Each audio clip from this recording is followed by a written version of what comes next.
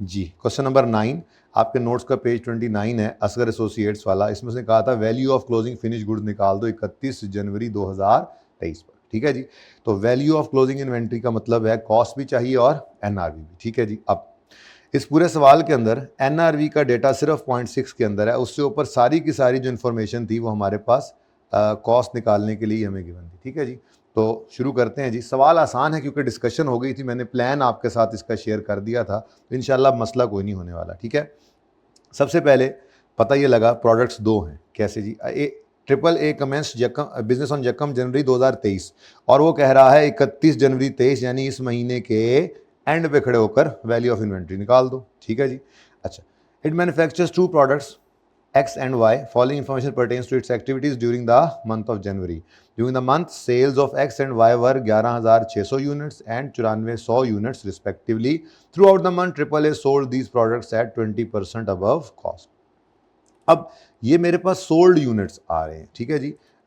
मुझे closing stock की जो है वो क्लोजिंग इन्वेंट्री की वैल्यू चाहिए। ऐसे ही है, क्लोजिंग इन्वेंट्री की वैल्यू चाहिए। तो ये तो सोल्ड यूनिट्स हैं, और सोल्ड यूनिट्स से हमारे प्रोडक्शन यूनिट्स या क्लोजिंग स्टॉक के यूनिट्स निकल सकते हैं, इंफॉर्मेशन गिवन होगी उस हिसाब से। तो बहरहाल ये मैंने लिख दिया यहाँ पर। ये जनाब हमारे पास एक्स के और वाई के सेल के यूनिट्स हैं। ठीक है, सेल यूनिट्स, सोल्ड यूनिट्स। चलें, अच्छा जी, पढ़ते जाएं जरा तो पता लगता जाए। वैसे पढ़ा था ये सवाल हमने क्लास में। खैर, उसके बाद कहता है जी एक्स रिक्वायर करता है 6 kgs of raw material A, जबकि वाई रिक्वायर करता है 5 kgs plus 3 kgs of B and C respectively. ठीक है जी। तो जो दूसरा प्रोडक्ट वाई है उसके ऊपर 2 रॉ मटेरियल लगते हैं। अब रॉ मटेरियल की उसने हमें कॉस्ट निकालने के लिए अच्छा खासा डेटा दे दिया था। ठीक है, निकालेंगे इंशाल्लाह। ए, बी और सी तीनों की कॉस्ट निकालेंगे। उसके बाद 0.4 के अंदर प्रोडक्शन की लेबर जो है उसकी कॉस्ट गिवन है, और 0.5 के अंदर फैक्ट्री ओवरहेड्स की। अब हमें निकालना तो है जनाब cost, value of closing stock. तो वैल्यू के लिए हमें चाहिए कॉस्ट ऑफ क्लोजिंग स्टॉक, और फिर उसको हम देख लेंगे कंपेयर करके एनआरवी से। मार्कर्स नहीं है मेरे पास, पॉज कीजिए। अच्छा जी, मार्कर्स तो मेरे पास आ गए हैं। मैं ये चाह रहा हूं जी कि हमने 2 सवाल इस फॉर्मेट पे किए थे। एक हमारा 8 था, उसका बी पार्ट, एक और भी इसी तरह का था।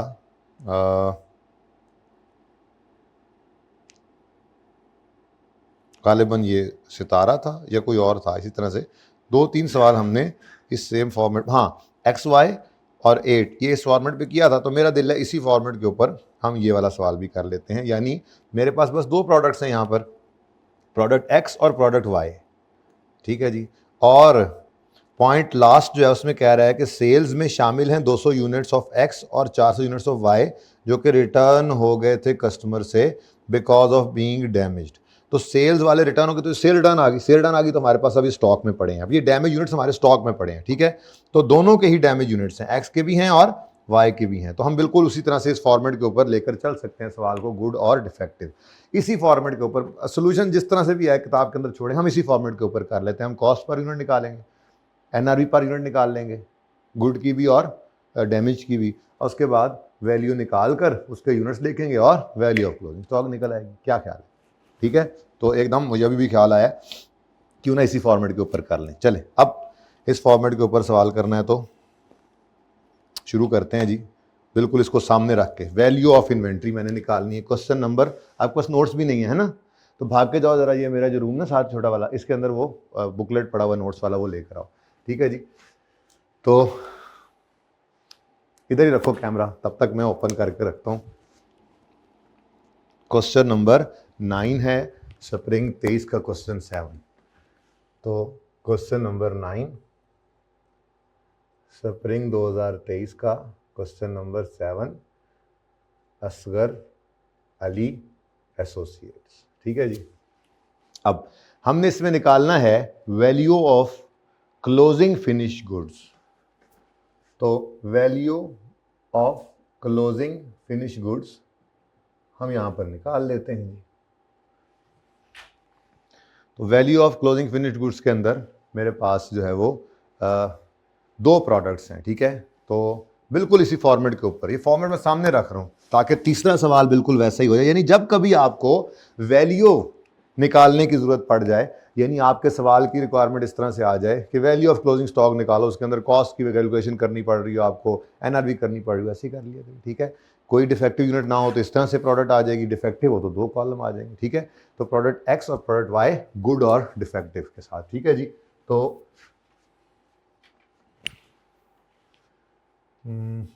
इसी को ही कंटिन्यू कर देते हैं आगे थोड़ा सा, चलें जी।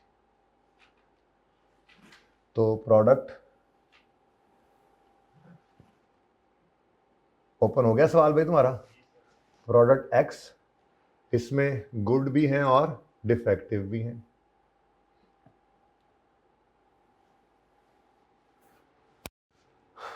यूनिट्स भी तो हैं, थोड़ा सा खुला डुला कर लेते हैं, कोई ऐसी कंजूसी की जरूरत नहीं है आज। गुड भी हैं और डिफेक्टिव भी। अच्छा, उसके बाद प्रोडक्ट वाई आ जाएगी हमारी।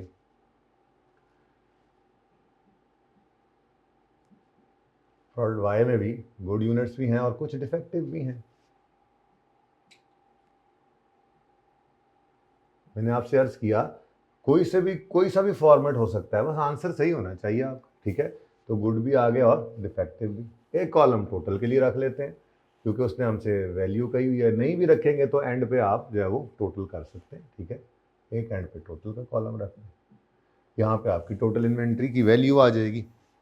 अब मुझे वैल्यू निकालनी है तो कॉस्ट भी चाहिए मुझे और एनआरवी भी। तो कॉस्ट पर यूनिट पहले निकालते हैं, वर्किंग वन इसके लिए कर ले, ठीक है। तो वर्किंग वन में मैं निकालने लगा हूं जी कॉस्ट पर यूनिट। अब फिनिश गुड्स की जो कॉस्ट है, फिनिश गुड्स की जो कॉस्ट है उसमें मटेरियल, लेबर और ओवरहेड्स की कॉस्ट आती है। पिछले सवालों के अंदर कॉस्ट पर यूनिट उसने निकाल कर दी हुई थी, यहाँ पे भी दी हुई थी, यहाँ पर भी उसने प्रोडक्शन कॉस्ट इकट्ठी ही दे दी थी, कॉस्ट ऑफ गुड्स प्रोड्यूस्ड, यानी मटेरियल, लेबर, ओवरहेड सब कुछ इकट्ठा गिवन था। हमारे सवाल के अंदर मुसीबत क्या थी, हर सवाल ही वक्री मुसीबत पा देता है, कोई बात नहीं। हमारे सवाल के अंदर उसने हमें मटेरियल की प्राइस के लिए अलग डेटा दिया हुआ है, लेबर के लिए अलग है, ओवरहेड्स के लिए अलग है। तो सबसे पहले बात कर लेते हैं जी मटेरियल की। वो कहता है प्रोडक्ट एक्स के ऊपर 6 किलो मटेरियल लगता है, प्रोडक्ट वाई के ऊपर 5 किलो बी और 3 किलो सी लगता है। अब ये तो मुझे कोई मसला नहीं, मैं आराम से इसको यूं लिख सकता हूं कि इधर देखो, सॉरी कॉस्ट निकालने लगे हैं, तो प्रोडक्ट ए एक्स, प्रोडक्ट एक्स और प्रोडक्ट क्यों लिख रहा हूं मैं, एक्स और वाई, बस ठीक है लिख लेते हैं एक्स और वाई, जगह भी बचा लेंगे जी। ये जनाब आ गया एक्स और ये आ गया वाई, ठीक है जी। अब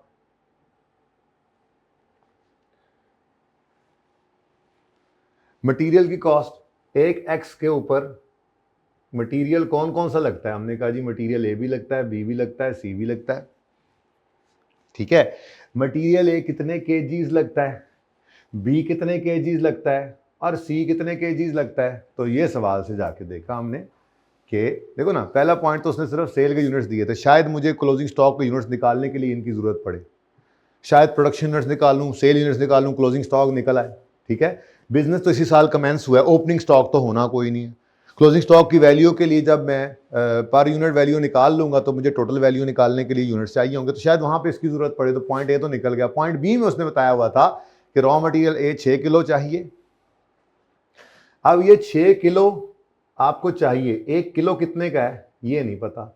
जब ये फिगर निकल आएगी तो यहां पर आप एक्स की कॉस्ट के अंदर इसको लिख दोगे, ठीक है। फिर इसी तरह से बी कितने किलो लगता है, 5 किलो और सी 3 किलो, लेकिन ये दोनों किस पर लगते हैं, प्रोडक्ट वाई पे। तो कितना कितना जी बताना जरा, 5 केजीज और 3 केजीज। लेकिन again cost per unit missing है सवाल के अंदर, ठीक है जी। तो ये कॉस्ट पर यूनिट जब निकल आएगी तो बी और सी की कॉस्ट इधर नहीं आनी, वाई में चली जाएगी। तो अब अगली मुसीबत क्या पड़ गई हमें कि हमें, अच्छा देखो यहां पर वैसे होना क्या है, कॉस्ट पर यूनिट निकालेंगे हम, एनआरवी पर यूनिट निकालेंगे, हो सकता है इसके लिए भी हमें वर्किंग करनी पड़े। एनआरवी पर यूनिट निकालेंगे और फिर हमारे पास क्या आ जाएगी जी, वैल्यू पर यूनिट। उस वैल्यू पर यूनिट को क्लोजिंग स्टॉक के यूनिट्स के साथ क्लोजिंग इन्वेंट्री के यूनिट्स के साथ मल्टीप्लाई कर देंगे, तो हमारे पास वैल्यू ऑफ क्लोजिंग इन्वेंट्री आ जाएगी। मैंने इसलिए लिख दिया ताकि ज़रा मैं वर्किंग के लिए जगह खाली कर लूँ। ठीक है जी, तो ये हमारा जनाब, ये हमारी मंजिल मकसूद है।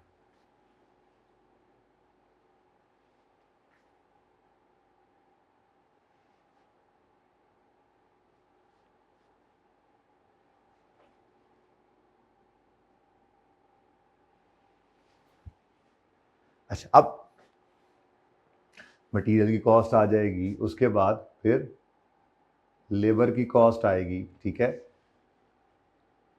ए पे अब मतलब एक्स के लिए अलग लेबर लगेगी, वाई के लिए अलग, आर्स डिफरेंट लग रहे हैं ना। फिर उसके बाद ओवरहेड्स आई थिंक इकट्ठे दिए हुए हैं, तो ओवरहेड्स की कॉस्ट आ जाएगी। ठीक है, वो भी इसी तरह से प्रॉबेबली अलग अलग भी हो सकती है, इकट्ठी भी हो सकती है, लेकिन ये सारी कॉस्ट्स मिल मिलाकर हमारे पास जो आंसर आएगा वो होगी कॉस्ट पर यूनिट। ठीक है, जब कॉस्ट पर यूनिट आ गई तो फिर अगला काम हमें करना पड़ेगा वैल्यू निकालने वाला। जब वो भी आ गई तो दोनों को कंपेयर कर लेंगे, अल्लाह अल्लाह ते खैर सल्ला, इतनी सी बात है। ठीक है जी, तो ये यहाँ पर मेरे पास कॉस्ट आ जाएगी पर यूनिट एक्स और वाई की। ठीक है जी, अच्छा अब देखो ना कितनी जल्दी सवाल होता चला जा रहा है, क्योंकि कैमरे को सब समझ आ रही है। तो इसलिए मैंने अर्ज़ किया कि मेरी कोशिश यही है, अल्लाह करे कल हालात बेहतर हों और आप लोग तशरीफ़ ले आएँ, डिसीजन मेकिंग को मैं खुद आपको अपने सामने बिठा के करवाऊँ।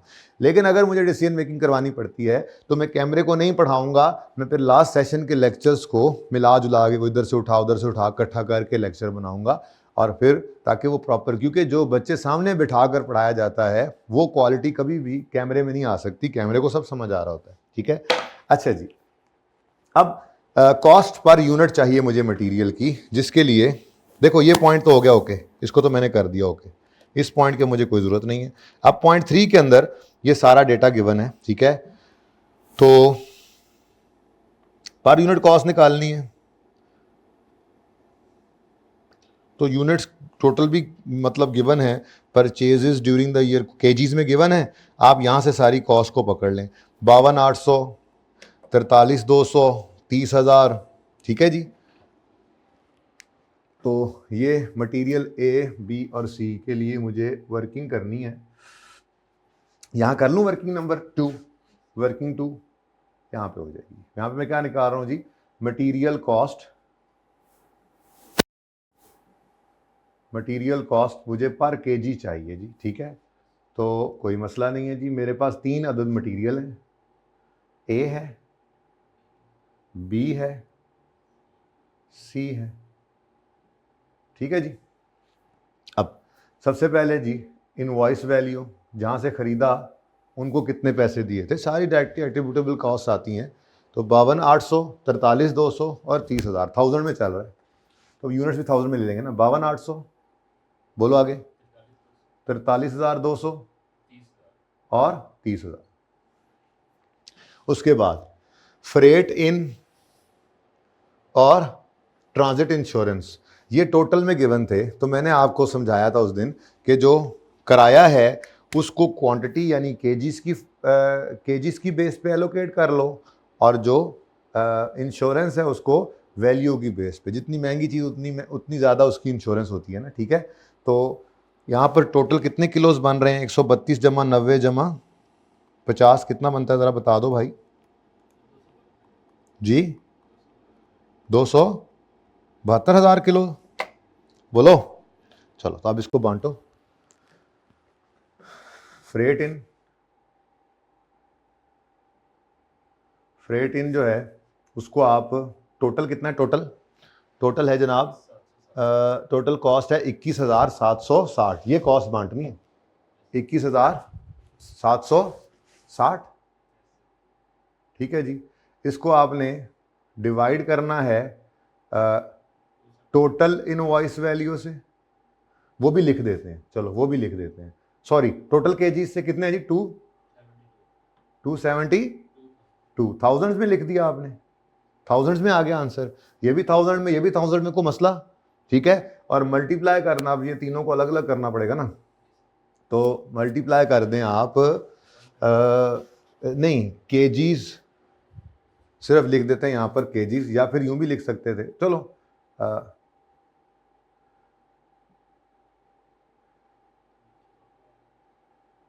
केजीज ऑफ प्रोडक्ट, ठीक है जी, जितने केजीज ऑफ प्रोडक्ट आए और डिवाइड कर दिया, यूं लिख देता ना, फॉर्मूला बार बार नहीं लिखना पड़ेगा, बल्कि ये काम करो, ठीक है, ठीक है, चलो यार लिख दो, तो केजीज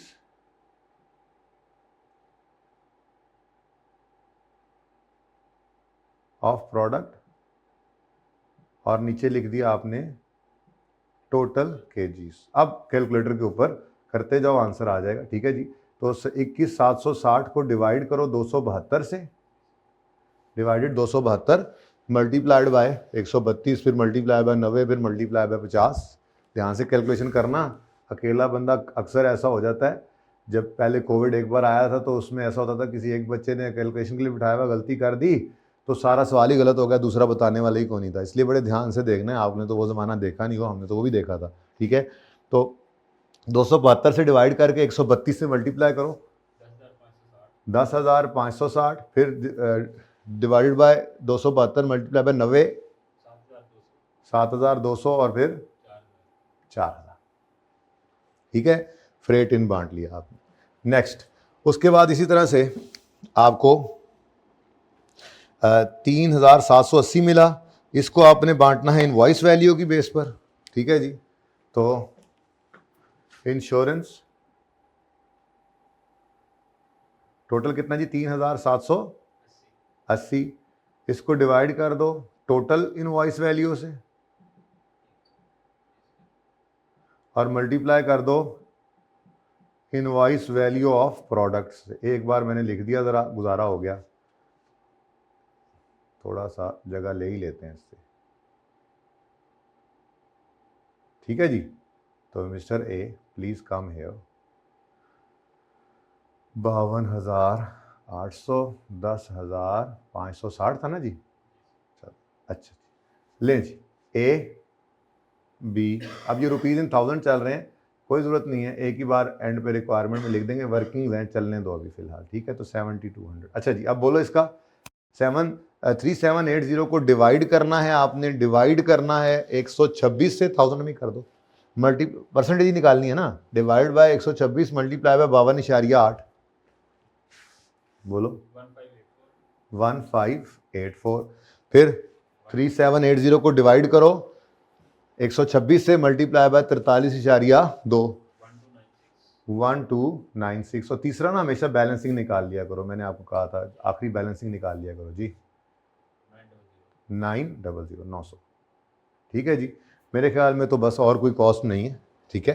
तो थोड़ा सा बस दिमाग को जिंदा रखना होता है, फॉर्मेट कोई सा भी हो, कोई मसला नहीं है, ठीक है। अच्छा, अब इसका टोटल कर लें, जो टोटल कॉस्ट आएगी उसको डिवाइड कर देना इस केजी से, क्योंकि पर यूनिट में सब कुछ लेके चल रहा हूं, तो ये पर यूनिट कॉस्ट हमारी 1 मिनट में निकल आएगी, ठीक है। तो टोटल करो, टोटल 64944, 696, 34900, ठीक है जी। ये हमारे पास क्या आ गया जी, total cost, total cost of material, total material cost. मुझे ये टोटल नहीं चाहिए, मुझे ये पर यूनिट चाहिए, क्योंकि पर केजी चाहिए, क्योंकि मैंने सारा कुछ ऊपर पर केजी चलाना है, ठीक है। तो टोटल मटेरियल कॉस्ट, और मुझे ये चाहिए मटेरियल कॉस्ट पर केजी, ठीक है। तो फिर क्या कर लें जी, डिवाइड कर दें यहाँ पर केजीज के साथ। अब एक कितने किलो खरीदे हैं टोटल, 132,000, 90,000, और अब ये केजीज है, चूंकि 1000 में ऊपर है तो इसको भी 1000 में ही लिख लेते हैं, तो divide by 132 divided by 90 divided by 50, आपकी पर यूनिट जो, पर केजी जो मटेरियल की कॉस्ट आई है, वो जनाबे वाला आई है कितनी जी, बोलें,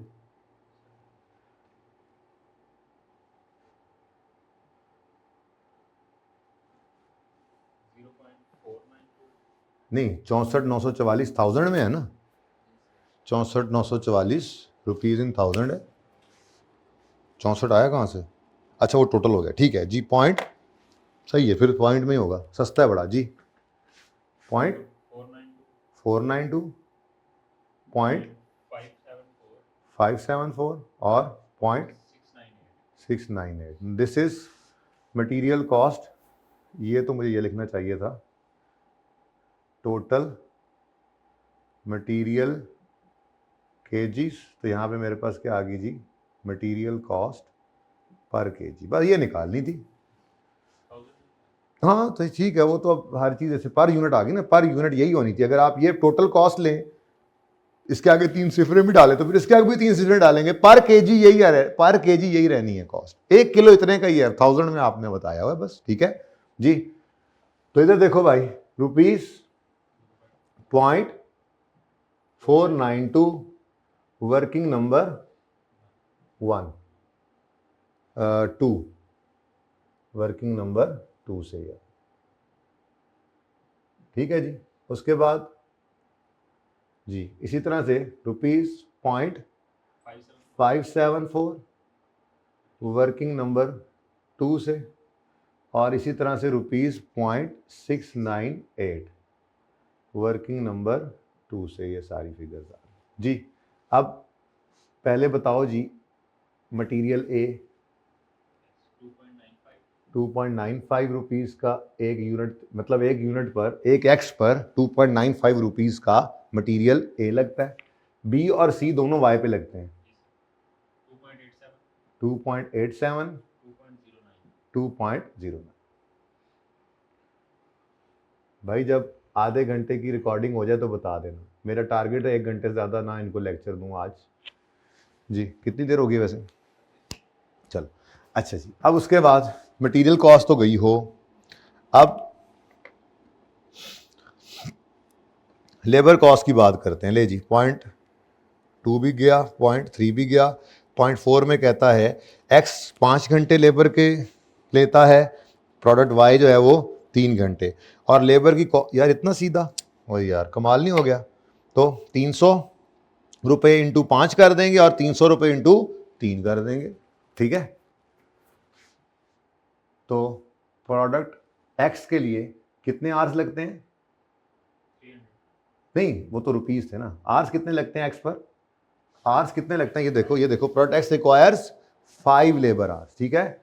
तो मैंने ऊपर केजी लिखे तो यहाँ पे भी ऐसे ही लिख दूँ, 5 लेबर आवर्स इंटू ₹300 और 3 लेबर आवर्स, आई थिंक 3 था ना, इंटू ₹300। आंसर बताओ। हाँ नहीं, वो पर यूनिट तो 1000 में नहीं जा रहा,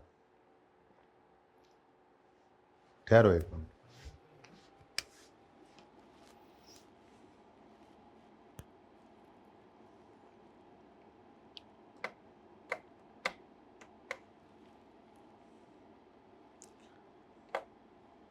आपने यूनिट्स भी जो डिवाइड किए हैं, ठीक है। मटेरियल की कॉस्ट आपने कैसे निकाली है? मटेरियल कॉस्ट कैसे निकाली? 64 कितना था बताओ ज़रा? 64,944,000 है ना असल में, तो ऐसा ही है। तो बोलो डिवाइडेड बाय, अच्छा ऊपर केजीज 1000 में नहीं थे ना, ओके सॉरी, ये तो यूँ बनता है, आई एम सॉरी जी। बोलो कितना आता है, आंसर क्या आता है इसका? आंसर बताओ। हाँ सॉरी, आई एम सॉरी, असल में ना मैंने ये 1000 में कर लिया। अब देखो बच्चे ना होने के, मुझसे भी बताने वाला कोई नहीं होता, ये 1000 में कर दिया, ठीक है। ये तो ऑलरेडी 1000 में ही लिखा हुआ था ना, ये तो 1000 में ऑलरेडी लिखा हुआ था, ठीक है। ये फुल फिगर लिखी हुई थी, तो वो सेम जो है ना, हमने मतलब इनवॉइस वैल्यू को डिवाइड जब करना है तो केजीज तो 132,000 टोटल है, ये 1000 में था, इस वजह से यहाँ पर 132,000 कर दो, ठीक है, या उसको 1000 कर दो, ठीक है। बहरहाल ये 1000, अब इसका क्या कर दें, इसको 132,000 कर, 90,000 कर दें, ताकि वो रुपये सीधे हो जाए, 50,000 कर दें जी। 490, बात एक ही। हाँ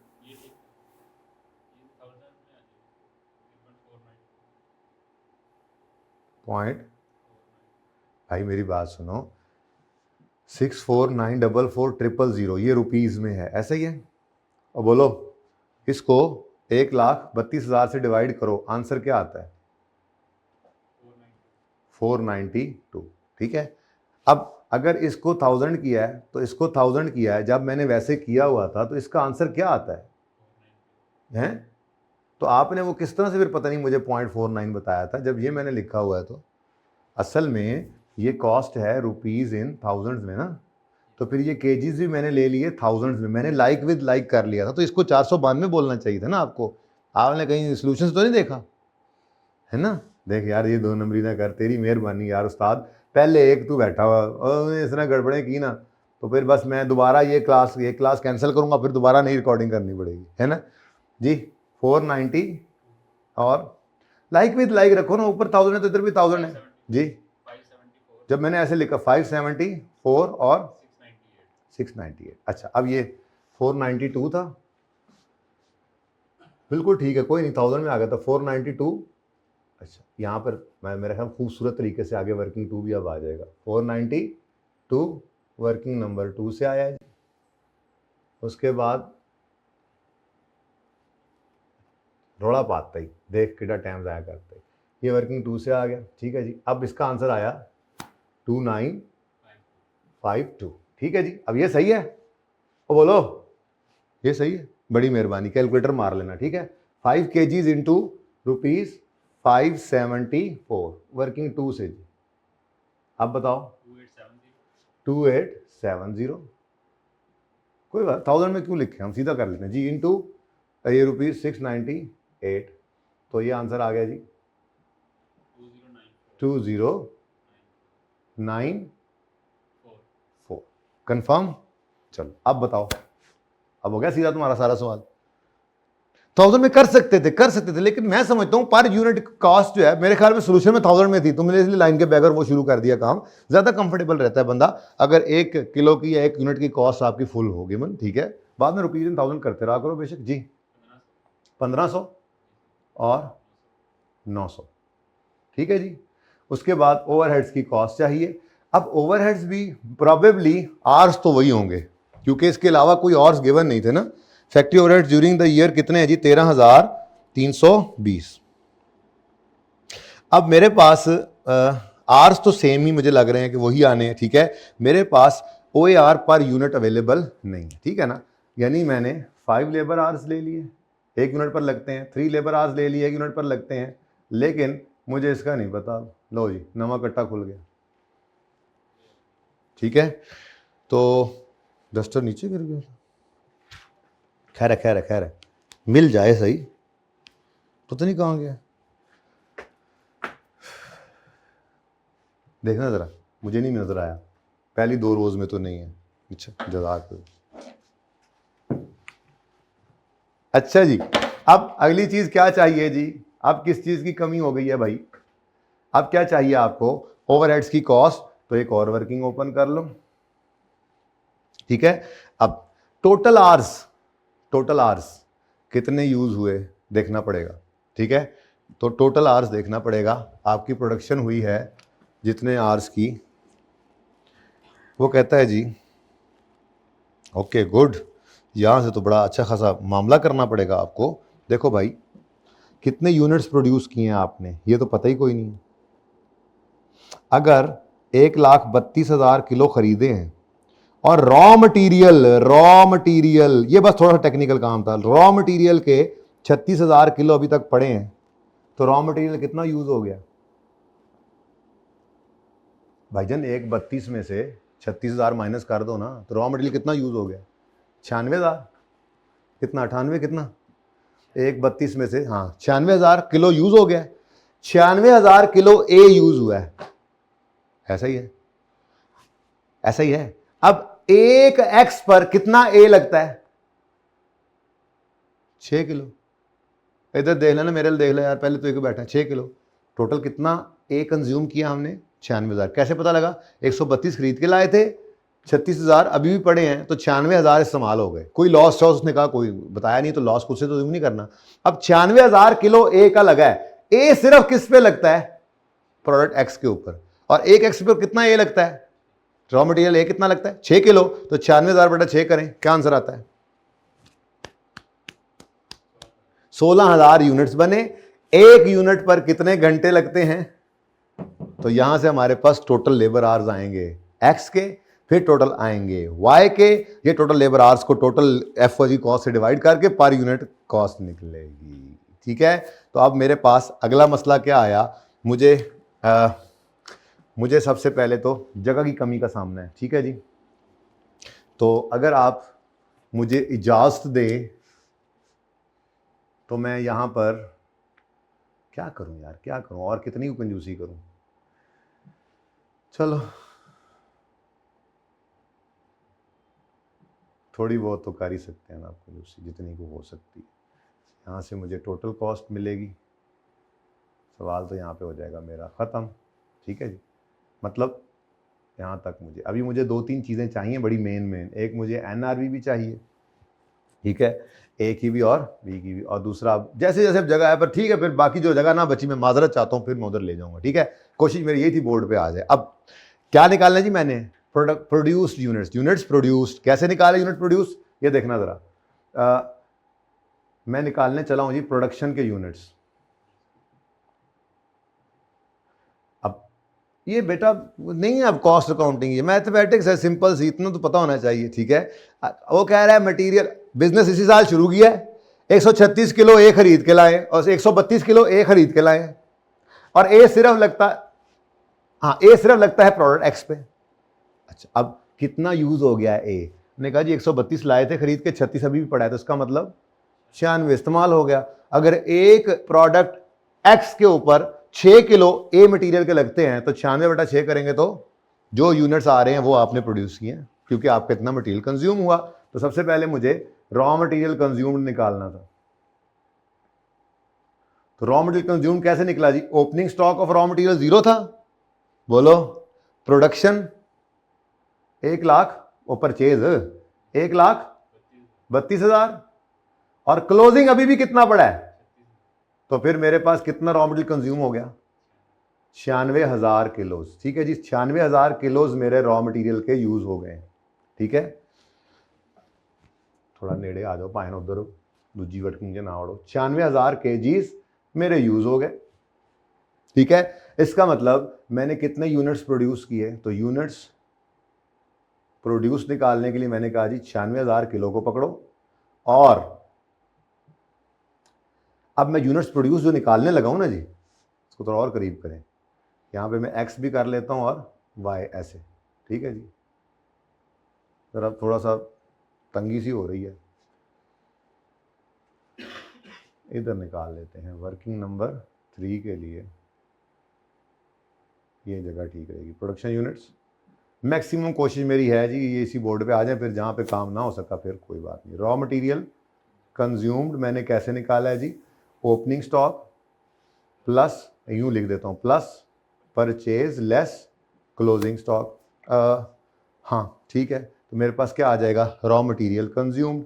ये ज़रा मैंने इस तरह से फॉर्मूला इसलिए लिख दिया ताकि मेरे पास प्रोडक्ट एक्स भी आ जाए और वाई भी आ जाए। ठीक है, opening plus purchase less closing करेंगे तो रॉ मटेरियल कंज्यूम्ड आ जाएगा।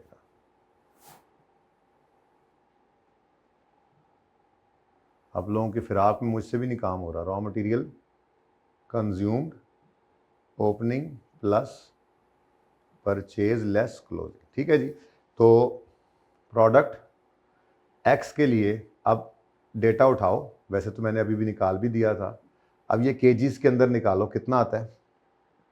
ओपनिंग 0 है, ओपनिंग लिख देता हूँ फिर मिटा दूंगा, 0 है। 132 खरीद के लाए, 36 अभी भी पड़े हैं, तो 96,000 किलोज क्या हो गए जी? यूज, कंज्यूम हो गए। ऐसे ही जनाब वाई के लिए कोई एक निकाल लो, दोनों से ही आंसर सही आएगा। क्या मतलब? क्या मतलब? चेक करते हैं। बी 90 खरीदा, 20 पड़ा है। देखो ना, बी और सी दोनों किस पे लगते हैं? वाई पे। तो किसी एक को पकड़ लो, कंज्यूम की फिगर सही निकलेगी। ठीक है, अच्छा चेक करते हैं। 90 में से 20 गया, 70 कंज्यूम हो गया। एक बी पर, एक वाई पर कितना बी लगता है? 5 किलो। तो फिर कितना बचा था? 70/5 करो, 14,000। अच्छा सी से चेक कर लो, 50 परचेजे थे, ओपनिंग कोई नहीं था, 8 पड़े हैं, तो 42 कंज्यूम हो गए। अब सी कितने लगते हैं एक वाई पर, तो फिर करो जरा 42/3, वही 14 आता है। तो इसलिए कंज्यूम की फिगर किसी भी एक से निकाल लो वाई के लिए, ठीक है। तो कितना आया जी, 14,000 किलो, बोलो चेक कर लो।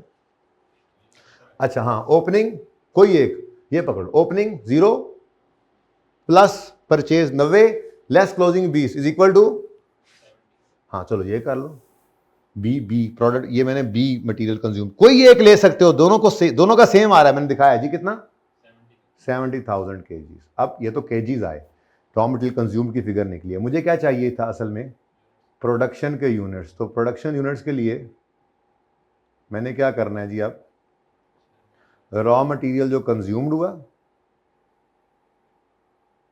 टोटल, उसको डिवाइड कर दूंगा रॉ मटेरियल पर यूनिट जो रिक्वायर्ड है, ठीक है, केजीज पर यूनिट, ऐसे ही है ना। अब शुरू हो जाओ जी, 96,000। अब मैंने ये लिया कौन सा, ये ज़हन में रखना है, इसमें तो है ही एक ना ए, तो 96,000 किलोज यूज हुए हैं और एक एक्स के ऊपर 6 किलो ए के लग जाते हैं, तो 96,000 बटा 6 करोगे तो कितने यूनिट्स प्रोड्यूस हो गए, तो 16,000 यूनिट्स वाई के प्रोड्यूस, एक्स के प्रोड्यूस किया आपने।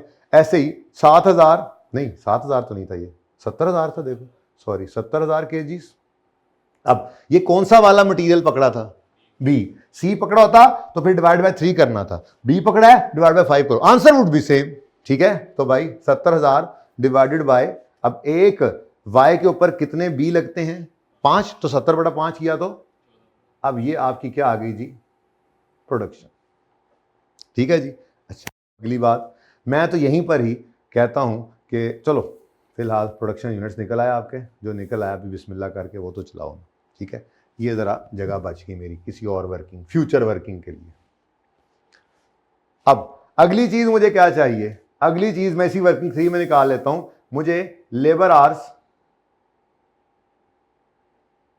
यूज्ड ये चाहिए, ठीक है। तो लेबर आवर्स जो रिक्वायर्ड हैं, रिक्वायर्ड लेबर आवर्स या यूज, वो कैसे निकलेंगे, आपने कहा जी labour hour per unit into production units कर दो। अब एक वाई के ऊपर कितने लेबर आवर्स लगते हैं, अभी बताया 5, तो 5 × 16,000 करो, 80,000 लेबर आवर्स वाई ने खा लिए। ऐसे ही एक सॉरी एक्स ने खा लिए, एक वाई के ऊपर 3 घंटे लगते हैं, और कितनी वाई की प्रोडक्शन हुई है 14,000, तो 3 घंटे इंटू 14,000 करो, 42,000 ये लेबर आवर्स आपके वाई ने खा लिए। मैं तो कहता हूँ यहीं पे एक टोटल का कॉलम बना लो जी, टोटल कितने लेबर आवर्स खा लिए जी इन्होंने, 1,22,000 लेबर आवर्स। अब क्या ख्याल है आपकी पर यूनिट पर लेबर आवर एफओएच की कॉस्ट आ सकती है, इसके लिए फिर मुझे वर्किंग 4 अलग कर लेनी चाहिए, ठीक है। तो एक्स के लिए भी और वाई के लिए भी हम अभी जनाब निकाल लेंगे अल्लाह के हुक्म से एफओएच की कॉस्ट, लेकिन ये कॉस्ट होगी पर लेबर आवर, ठीक है जी, सही है। अब पर लेबर आवर कॉस्ट निकालनी है, वैसे दोनों के लिए सेम ही होनी है, वैसे तो ये तो सेम होनी है, सॉरी ये तो सेम होनी है, बिल्कुल सेम होनी है। देखो आप बल्कि यहीं पे लिख लो, एफओएच की कॉस्ट पर लेबर आवर कैसे निकालोगे, टोटल कॉस्ट आपको गिवन थी सवाल के अंदर, ये 0.5 भी गया, उड़ गया, 73 हो गया, सवाल खत्म हो गया। कितनी देर की होगी रिकॉर्डिंग, जितनी भी हो गई, आधे घंटे से ऊपर होगी, आपने मुझे बताया नहीं। हाँ 42 मिनट, हद हो गई यार। चले खैर, अब बताएं जी, रुपीज़ 13,320,000, रुपीज़ 13,320, या तो आगे 1000 लिखें तो ठीक है, नहीं लिखने तो फिर ये भी 122 ले लें, ठीक है, या उधर 1000 लिखें 1,22,000, ये आपकी मर्जी है, मैं 122 ही ले रहा हूँ, ठीक है। 122 लेबर आवर्स हैं, ये मुझे मिले हैं वर्किंग 3 से एग्जामिनर भाई, ठीक है। तो क्या आया जी एफओएच का रेट पर लेबर आवर, बोलो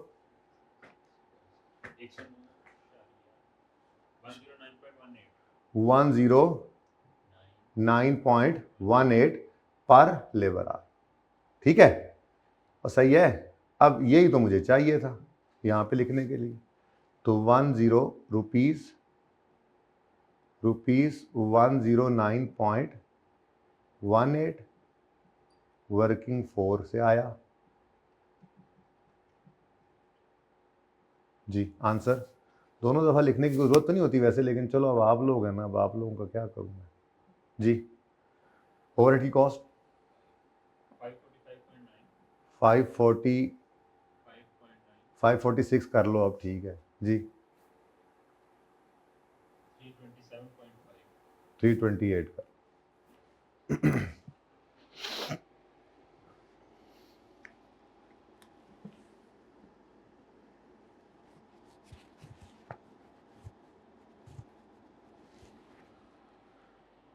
जी सही है। अब कॉस्ट पर यूनिट कितनी आ गई? कॉस्ट पर यूनिट बताओ एक्स की। हाँ 4998 और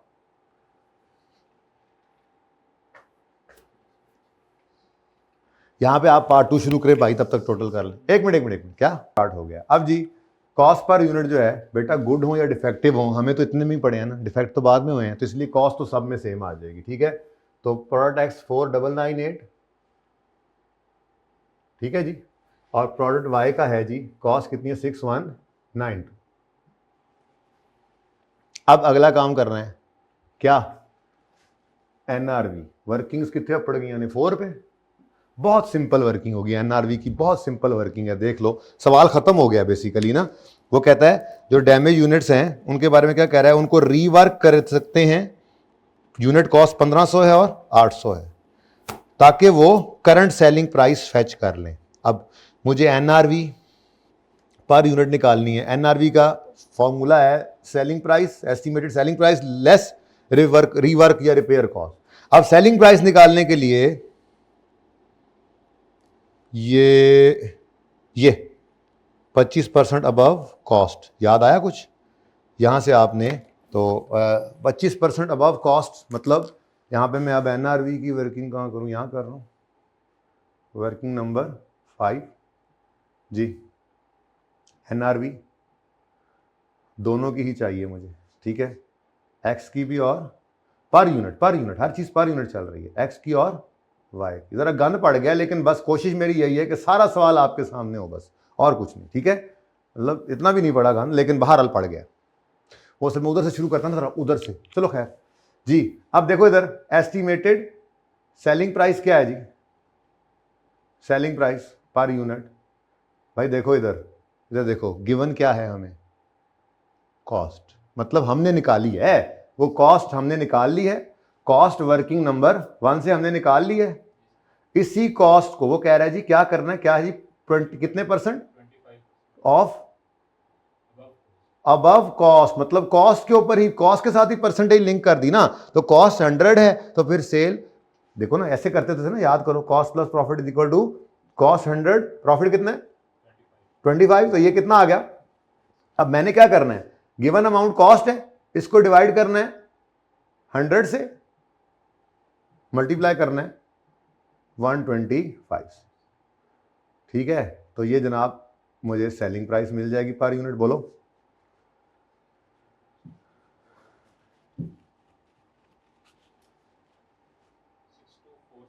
कॉस्ट कहां से उठाओगे, ये उठाओ ना, 4998 डिवाइड बाय 100 इंटू 125,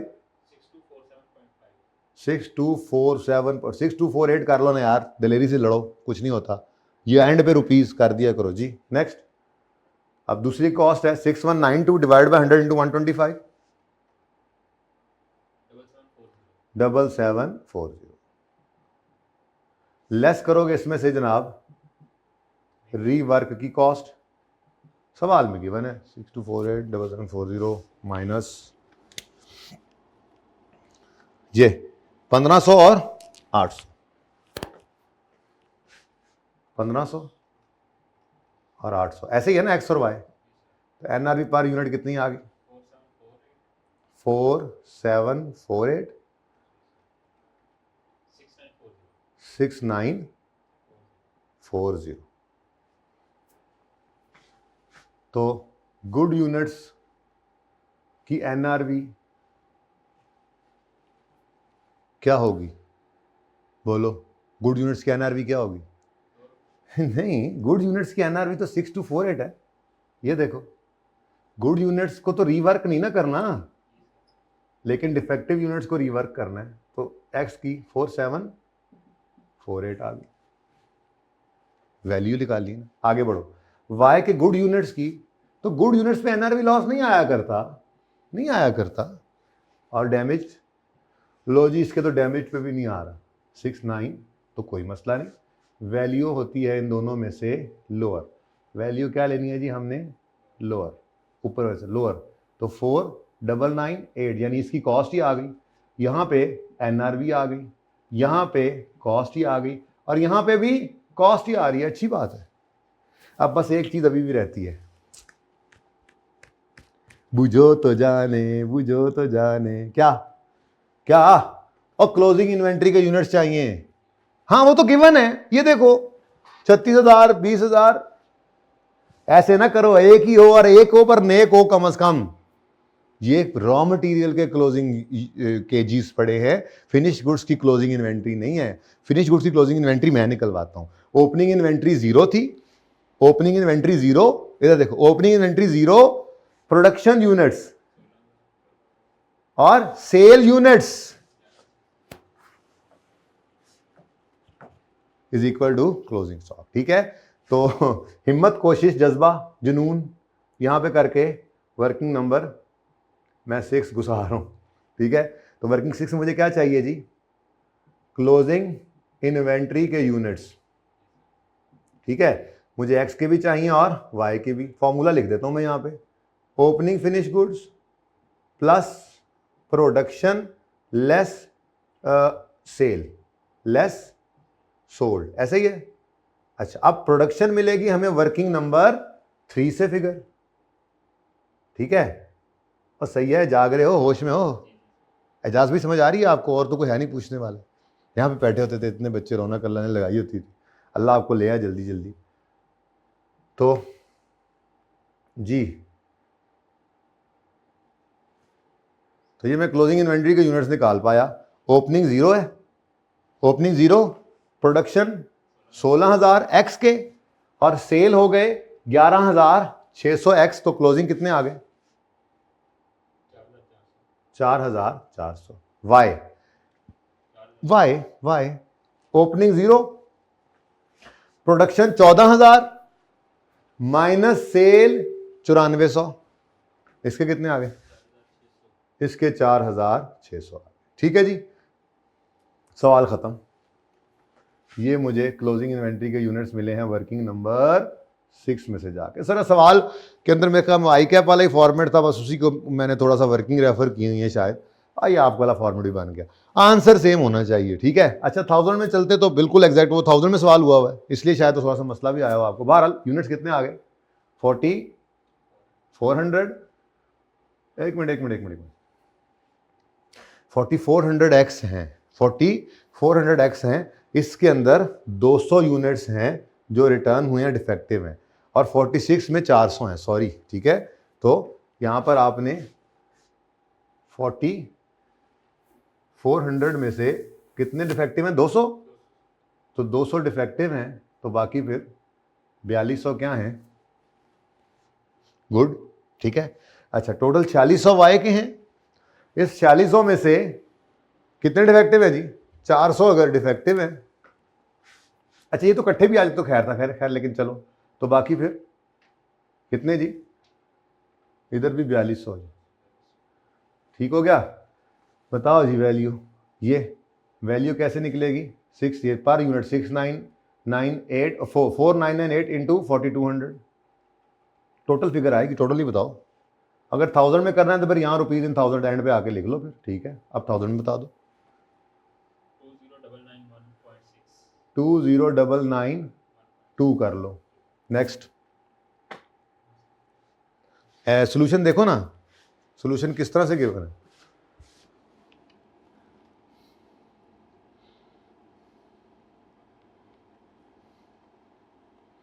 थाउजेंड में ही है, बोलो। अच्छी बात है, फिर 1000 में तो फिर ऐसे ही चलना है। हाँ नेक्स्ट, 4748 इंटू 200 करो, पूरा 200 करो पूरी फिगर से, फिर एंड पे 1000 में कर दो जी। 950 एग्जैक्ट।